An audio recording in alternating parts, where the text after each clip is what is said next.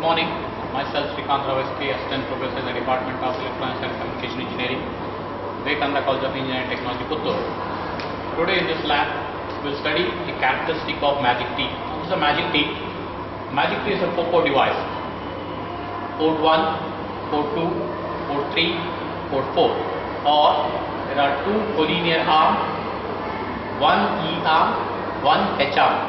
A microwave theory says that when I give input to port 1, there is no output from port 2, and it is equally divided between port 3 and port 4, or it is equally divided between E arm and H arm. Similarly, if I give input from E arm, there is no output coming from H arm, and it is equally divided between port 1 and it is equally divided into port 2. Now that is why it is called as magic T. Now although my collinear arm, although it is straight, if I give the input to port 1, there is no output coming from port 2, although it is straight. And similarly, if I give input to port 3, there is no power coming output, there is no power output from port 4, although it is almost linear, it is in a straight line. So because of that property, it is called as magic T. So in this lab, what we will do is we study the characteristic of magic T. So in order to study the characteristic, what we need to do is we need to make a bench setup. So in the bench setup, there should be one piston tube, one isolator, one attenuator, one detector. And again, what I have to do is I have to make some initial procedure for switching on the piston tube. The initial procedure is the beam voltage should be off, repeller voltage is 75% of the max. My modulation can be amplitude modulation or frequency modulation. If I am selecting frequency modulation, the amplitude knob and the frequency knob should be somewhere in between. Switch on the fan, switch on the supply, wait until the current reaches the saturation point.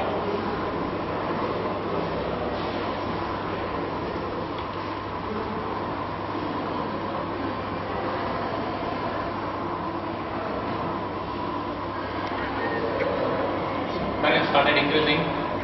There was 5 milliamp, 6, 10, 11,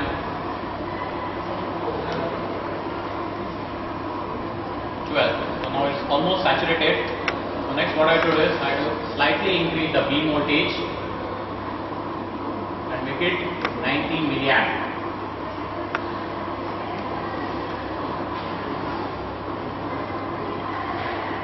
Current is 90 milliamp. Similarly, you can observe what is the beam voltage. The beam voltage is around 247.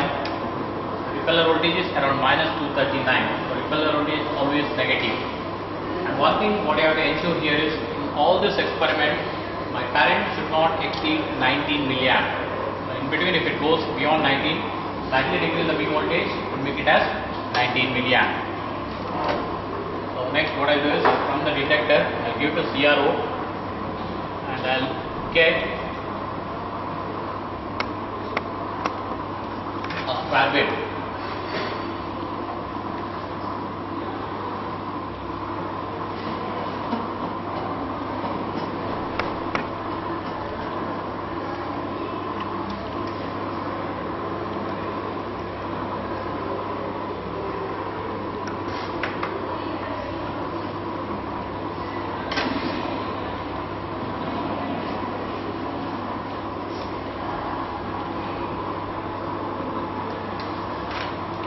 So my bench setup is ready.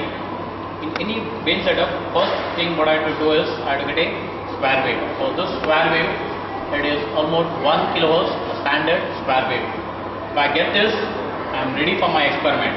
And this square wave is a function of repeller voltage. You can say this. My repeller voltage is around 227. There is no oscillation.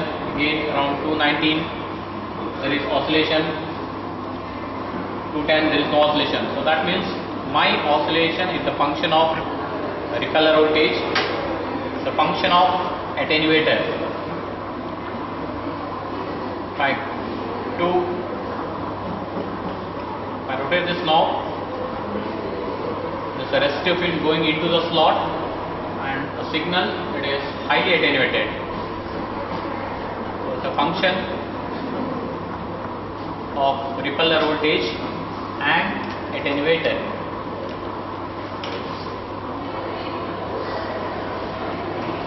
So next what I'll do is, so after getting square wave, I'll connect it to VSWR meter.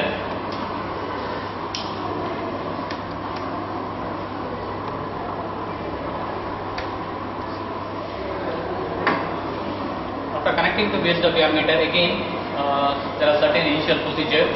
So my meter selector knob has to be always in normal, and input selector has to be always at 200 ohm. Gain knob somewhere in middle, and range dB, it has to be somewhere around 20 dB or 30 dB. So in this experiment I am getting the deflection around 20 dB. So my knob it is in 20, deflection is somewhere around 9. So that means P reference it is 29 dB. So this is one way, or what I can do is I can slightly increase the gain, fine tune, I can make it as 23 also. So P reference 23 dB. So this is according to my choice. It can be 29 dB or 23 dB. So next what I'll do is I'll remove my detector.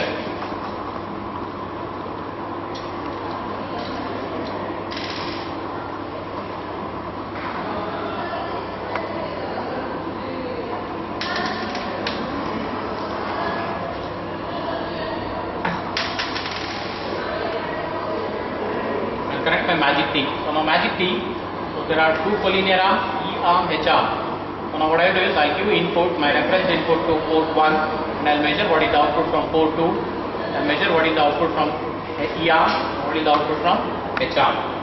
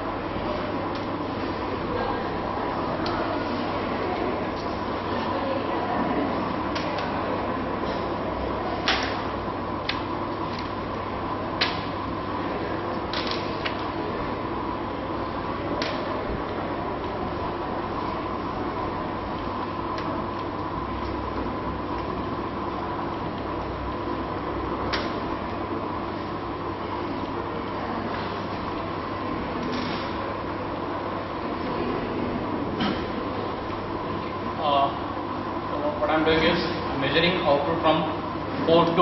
So I am giving input reference power 23 dB. I am measuring what is the output from port 2. So output from port 2, you can see the difference now. Earlier my range knob it was somewhere around 20 dB. Now it has gone to 40. So range knob it is in 40 dB. The deflection is somewhere around 48. So that means output from port 2 it is 48 dB, or isolation between port 1 and port 2 is P reference minus P2. So P reference it is 23, P2 it is 48. So it is almost minus 25 dB. So microwave theory says that if I give input to port 1, there is no signal coming out of port 2, but I am getting a signal that is attenuated to the level of minus 25 dB. My reference it was 23, output is 48, attenuation is somewhere minus 25 dB. So this is a very high value, or in other words what I can say is I am getting a signal that is highly attenuated. So it is same as port 1 and 2 almost isolated from each other. So next what I do is I measure output from E arm and H arm.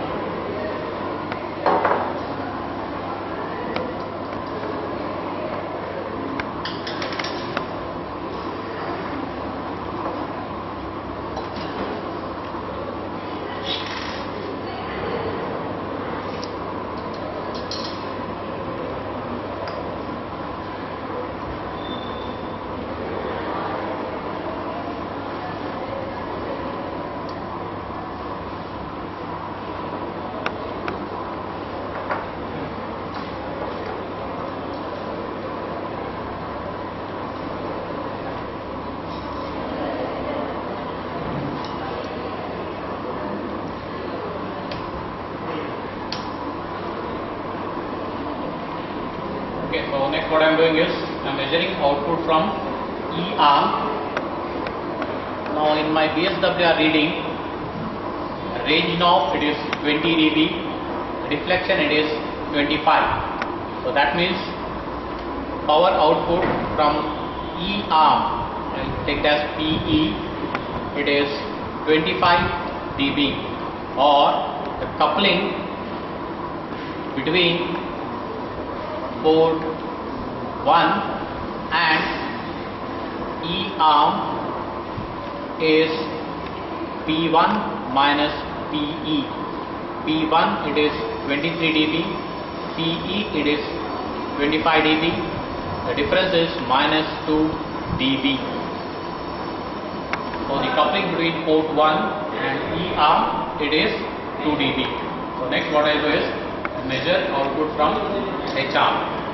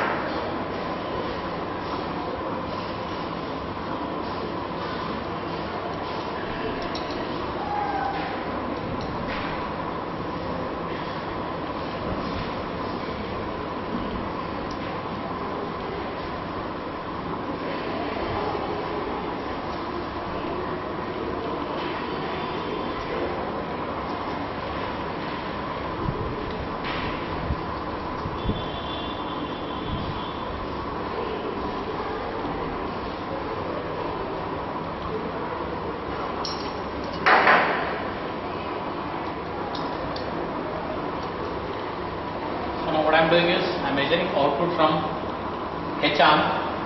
You can see the difference. When I measured output from port 3 or E arm, it was somewhere around 25. When I measure output from port 4, again somewhere around 25. So that means when I give the input to port 1, there is equal attenuation happening between E arm and H arm. So that you can conclude. So now measure the power output from H arm. I take it as PH. It is 25 dB. So it is 25 dB. My reference power, it was 23 dB, or coupling between port 1 and H arm is P reference minus PH. P reference is 23 dB, PH is 25 dB, coupling is minus 2 dB. Okay, so now equal coupling happening between port 4 and or port H and port E. It is same, 2 dB port E, 2 dB port H. So what I can conclude is, when I give input to port 1, equal attenuation happening between E arm and H arm, no signal coming out of port 2. So this is one of the property of magic T. So next what you can do is, you can give the input to port 2, you can measure what is the output coming from port E and H. Again, when I give the input to port 2, equal attenuation happening between E arm and H arm, no output coming from port 1. Similarly, when I give input to port E, when I give input micro signal, when I give the source here, E arm, there is no signal coming out from port 4, equal attenuation happening between port 1 and 2. Similarly, when I give input to H arm, there is no signal coming out of port 3 or E arm, equal attenuation happening between port 1 and 2. So this is the conclusion.